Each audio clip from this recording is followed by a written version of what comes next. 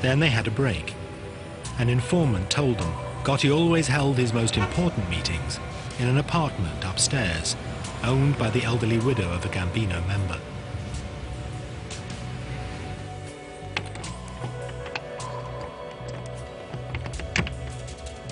When the old lady went on vacation, FBI agents broke in and placed a bug in the apartment.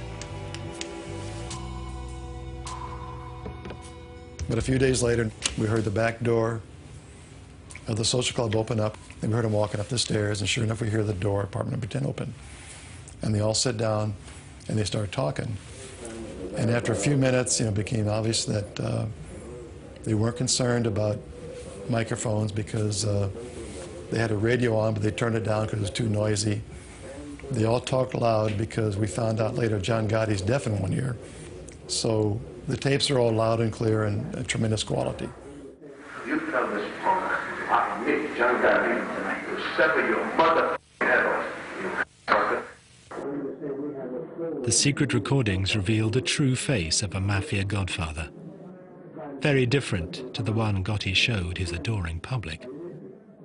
John, listen, I call your house 5 times yesterday. Now, if you'll disregard my phone calls, I'll blow you and the house up. When John's upset, he starts talking loud and clear, and he forgets about things he should not talk about, like past murders. Gotti was arrested. In January 1992, he was sent for trial, facing charges of multiple murder and racketeering. It would be his 4th trial in 6 years. Yet again, New York was riveted by John Gotti. Celebrities flocked to the trial.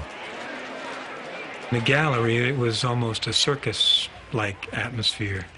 Mickey Rourke came in one day. Anthony Quinn came in to watch the trial. They sent in a boxer, Ronaldo Snipes, who glowered at the jury and within half an hour was kicked out. John, listen, I call your house 5 times yesterday. Now, if you'll disregard my phone calls, I'll blow you and the house up. Gotti was his normal cocky self, he's full of bravado. But when you played those tapes, you watch his face, and you knew that's the last thing you wanted to hear was his big mouth. Gotti had damned himself. But the tapes would have another, unexpected impact. Also arrested with Gotti was his loyal right-hand man, Sammy the Bull Gravano. Dominic Montiglio went to school with Gravano. Later, both men would become mobsters with the Gambino crime family. Sammy was always a tough kid. He and I went to school together from when we were like in kindergarten. I mean, he killed his brother-in-law, Louis, which was like his childhood friend. I mean, Louis Melito. They grew up together and hung out together. They stole together. They did all of that. He killed Louis. You couldn't trust Sammy. Gravano had become disillusioned with Gotti. To Gravano, a real godfather shouldn't be courting publicity. He should be operating in the shadows, like Paul Castellano had done. But Gotti had no respect for anyone, including his underboss, something that the FBI exploited. At a pre-trial hearing, Agent Bruce Mao played Gotti and Gravano a tape. On it, Gotti was extremely critical of his underboss. Tiny and Sandy, you may not put a picture about that. So when we look at the time, he's going to jail.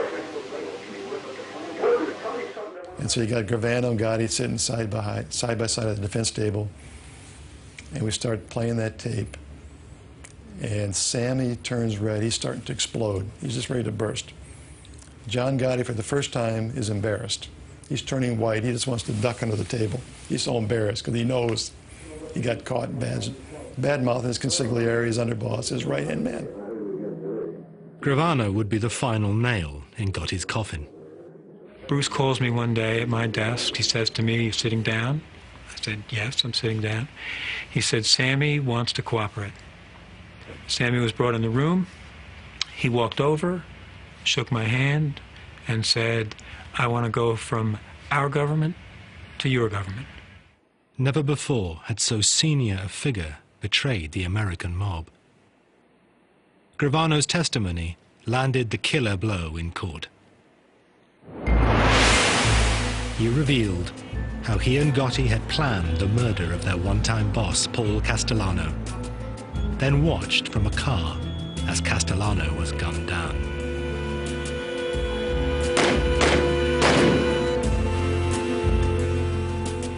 Gravano was a fantastic witness, and John Gotti acted like someone who knew he was going to be convicted, and he was really worried about it. He was ornery, snapping at me, snapping at his lawyers.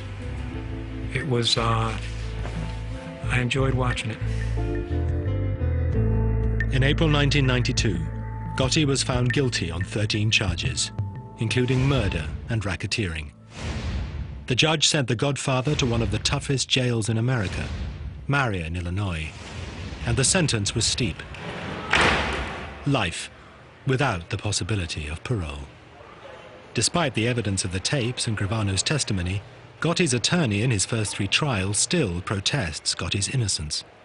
If you're asking me, do I agree with the label that he was boss of some Gambino group, I say no.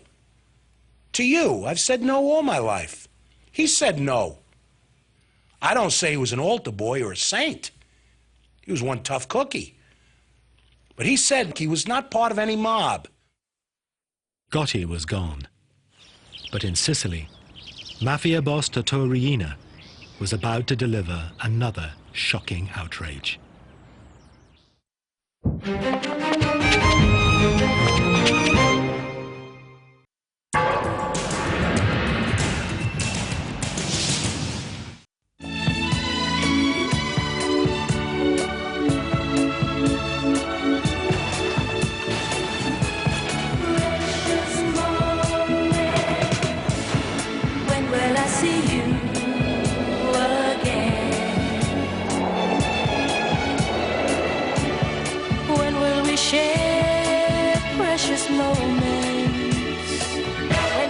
În formă perfectă, noua doză Heineken.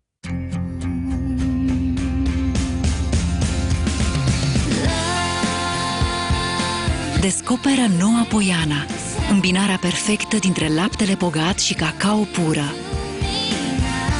Un gust nou, intens, cu adevărat delicios. Noua Poiana, delicios de ciocolată.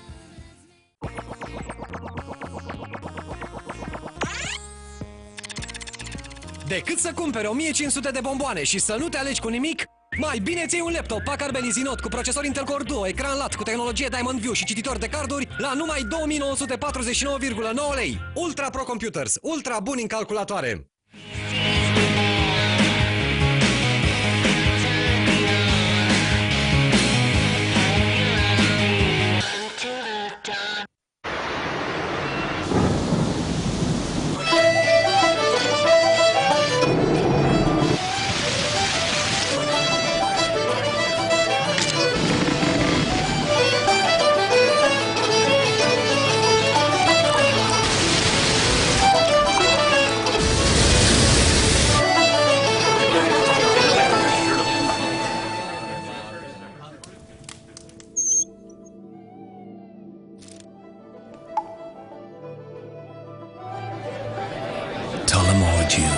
Irish whiskey.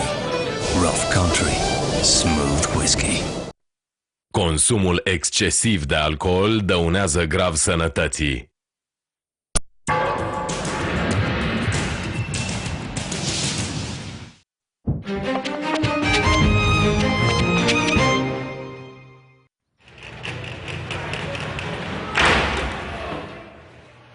In the United States, the mob boss John Gotti was facing a life sentence in prison.